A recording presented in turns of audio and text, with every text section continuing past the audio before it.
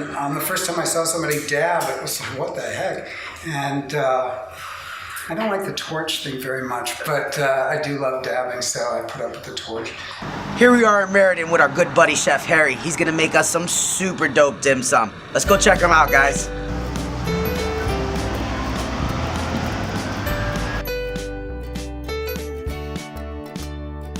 To have a little extra to hang around. What do you got for us today, Chef Harry? But we're doing some plant food today. We're doing a vegan plant-based recipe, and we're doing a roasted vegetable cashew lettuce roll. Oh, that sounds absolutely delicious. Yeah, it really is. It's really good for you, and very zen. Very nice. Is that coconut oil over there? It's coconut oil. I'm a huge advocate in coconut oil. It's got so many in it. In fact, pretty much everything we're including in this recipe, except for the crispy onion, are just really high in antioxidant, very good for you. And also, I cook for the mood as well. I like to leave a meal feeling better than I did when I sat down. And I studied with Deepak Chopra a little bit, and I kind of believe that food can really influence your mood. It definitely can. I like to think it's the warm fuzzies. It is the warm fuzzies. And very mindful. I used to say on air all the time, if you live to be 80 and you average 3 meals a day, it's 80,000 meals. Wow. And you don't need too many other things other than maybe 3, where you can take advantage of mindfulness and relaxing and focusing on what you're doing and your family and your friends and enjoying a moment of life that might have this outside stress and chaos where, we're in a firehouse and it doesn't really matter that outside there may be chaos. We're having a good time and it's very relaxed. And I have to say, Chef, this is an absolutely beautiful location. it's fun, really fun. Love history, love culture, love heroes, and this is all of them. And what do you got going in there now, Chef? I should be talking about that, shouldn't I? We put in some chopped mushrooms. We have a blend of just button mushrooms and shiitake. And then I caramelized some shredded Brussels sprout. This is what it looks like before you shred it. This is what it looks like after you shred it. And then just for the ease of this recipe, I caramelized a lot of this stuff beforehand so it wouldn't take so long to cook. It's also nice to do that when you're cooking because whatever's left over, you make this awesome vegetable soup out of it. Just adding some vegetable stock, a little tomato, boom. So you've got 2 dinners in a row out of 1 output. I'm amazing, Chef. I'm not going to go to waste, Chef Harry. And this is a roasted corn. I really like the taste of corn when you toast it a little bit in coconut or safflower oil on the stove. It gives it just a kind of almost a popcorn flavor, a little richer. And since we're not using any animal protein, it also gives you that sense of texture, which is interesting. Beautiful. Then we roasted organic baby garlic cloves. And I left them whole just because they're roasted and great flavor. I'm going to toast some cashews along with this. This is really coming together beautifully. And lastly, we've got a poached rutabaga, which is going to give us our iron. And really great flavor as well. The great thing about the root vegetables is they take on flavor as well as they impart it, which is really good.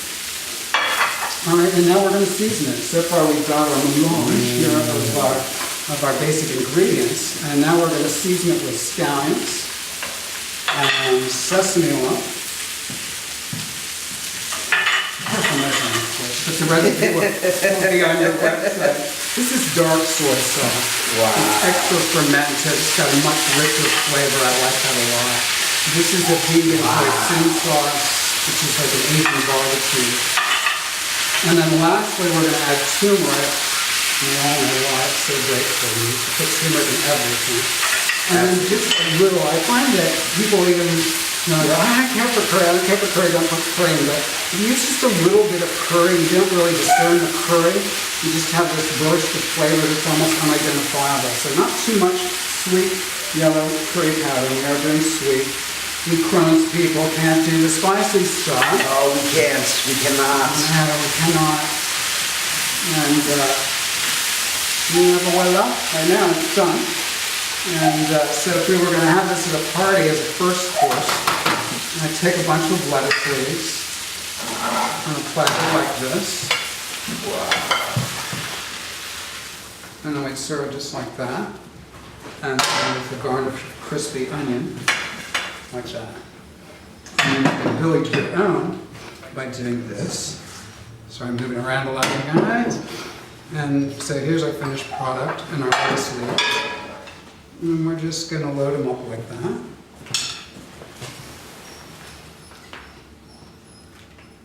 This is my grandmother's.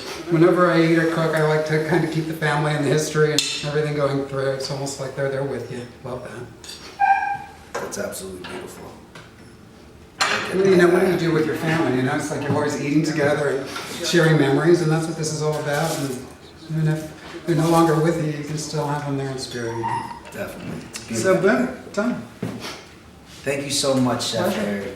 You're absolutely awesome. Hey, no, you are too. This looks absolutely beautiful. Thanks. And for our vegan friends, they're going to enjoy it. Oh, can we? Please. Make it easy. Thank you very much, Chef Harry.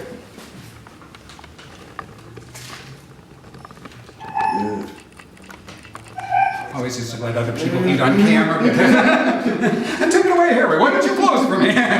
You'll come back next week. This is absolutely delicious, Chef. It's a burst of flavor, isn't it? This is awesome. Okay, I'm glad you like it. Oh my God. That's a nice shift. Actually, to be honest with you, she would work them. That's the absolute night shift. I've had a really great life. I've been like the most blessed and lucky person you'll ever meet. Came to Connecticut. I always drove through Connecticut, but after I got sick, I looked for a place to die, and I found a vineyard in Connecticut, and it was close to my daughter, who was based in New York at the time, still is, and so that's how I came to Connecticut, to die. You came to Connecticut to die and found a new lease on life. And actually now came to Merritt and to live. It's absolutely beautiful. It is awesome. I'm so grateful. Thank you so much for today's meal, Chef Harry. Would you mind telling us a little bit about your wonderful building here? This is Merritt in Connecticut's first firehouse. It's Charter Oak Hose 1, named that because the only fire engine, which was horse-drawn, that the town could afford was the one that Hartford was selling, and it was Charter Oak Hose. And so they brought Charter Oak Hose 1 down and named the firehouse after it. And it's since been a travel agency in the DMV, but when we got it, we turned it more into an art and culture-related business, and then out of it. That's beautiful. It's National Historic Registry, 1876. And Chef Harry, you host a couple events here, don't you? Yes, we do. All sorts of events. Would you mind telling us about your next event? My next event is called, it's part of a series that we're doing here at the firehouse called Divine Times, where people with their medicinal marijuana card, Connecticut card, can come here and enjoy live music and innovative cuisine and cocktails or soft drinks or both. And just kind of had a nice, relaxing, I'm kind of, I guess, too old for the bar scene where it's blasting music and everybody's 12, I get tired of looking at that. And I also find that when I go to a dispensary that regardless of who's there, that you have a common bond with everybody who's in the dispensary. And so I wanted to kind of combine that into a more social thing. So it's I kind of call it a healing experience. I mean, we're all medicated. It truly adds to the community that we have growing here in Connecticut. Would you believe that these type of events are what's going to become the social norm here in Connecticut? I really believe that. And, it's certainly already happening in other states that are, that began their programs before we did, whether it's recreationally or pharmaceutically. But, I'm certainly grateful to Connecticut that, they were as progressive as they were. And that, we have our card, but I do anticipate that as time goes on, it will be much more.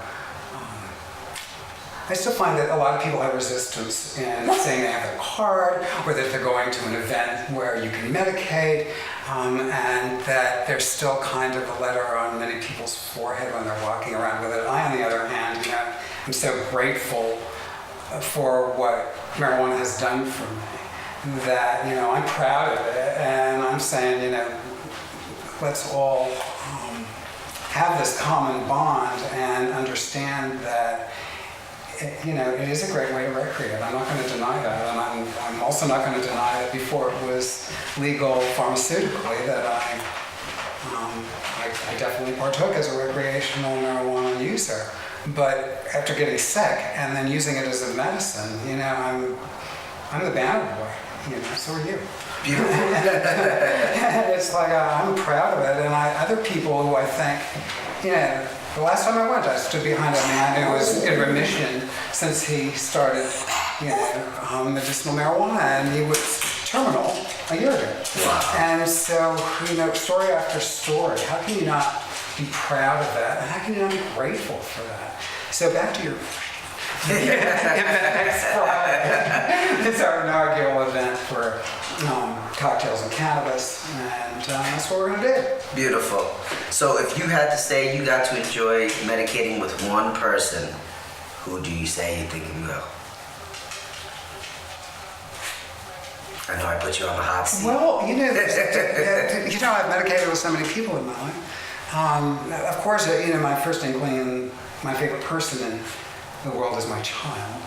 And she also is a card holder. And I've seen what it can do for her.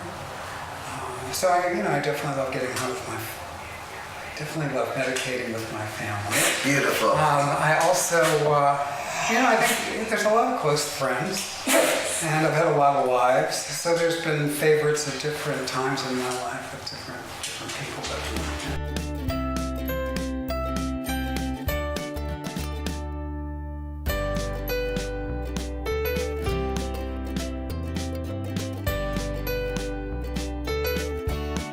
I'm working on another book now, Today's Cuisine book, and I also work and I'm on the board of the National Kids Wellbeing and Kids Health organization called Shape Up US, and also Clap for Health Kids.